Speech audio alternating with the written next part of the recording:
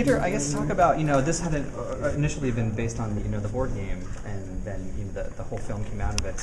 Were you at all, sort of wary when you first heard about the project to direct it, given that? Well, not really, because it was my idea. So the first I heard about it was like in my brain. Oh, okay. My brain talked to me and said, "We should do Battleship." And I've talked a lot about my love of the Navy, and I tried to do a film about the Indianapolis, which was sunk off the coast of Japan after it dropped the nuclear bombs off in the Philippines, and all the guys were eaten by sharks, and that was a little too depressing. I tried to do the story of the Essex, which was a whaling ship that got sunk by a whale, and Melville wrote Moby Dick about it, but all the men ended up resorting to cannibalism, and they ate each other, so that was a little too depressing. So I was trying to do something fun and something that could be global and something that my son could enjoy. And the idea of Battleship, I felt like, wow, okay, 5 against 5, let my imagination go, and that's where the story came from. So I was always really excited about it. Peter, what were your inspirations for the awesome enemy that they would encounter? I mean, Battleship's a huge game. Yeah. What were your inspirations for the enemy? Well, I didn't want it to be, the United States fighting China, and I wanted to make it, again, a fun summer popcorn movie.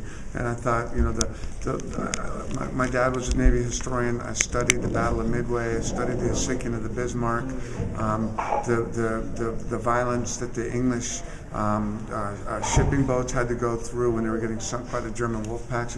It was brutal, deadly, really rough stuff, and I didn't want to do that. And I saw Stephen Hawking. I didn't want that to be my villain. I don't want to see humans killing humans.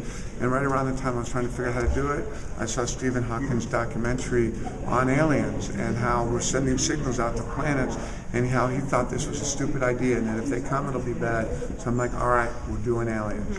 And then it was sitting down with some really talented designers at ILM and coming up with a look and a kind of pathology for the aliens.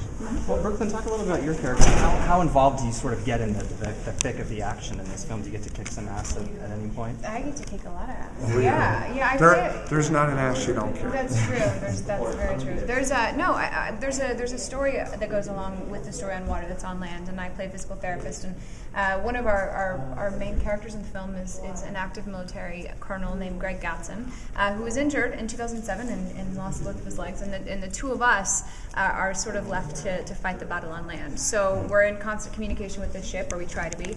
And it's just there's car stunts, there's gun fights, Greg has a fight. It's really intense, and it's a good balance to what's going on the sea.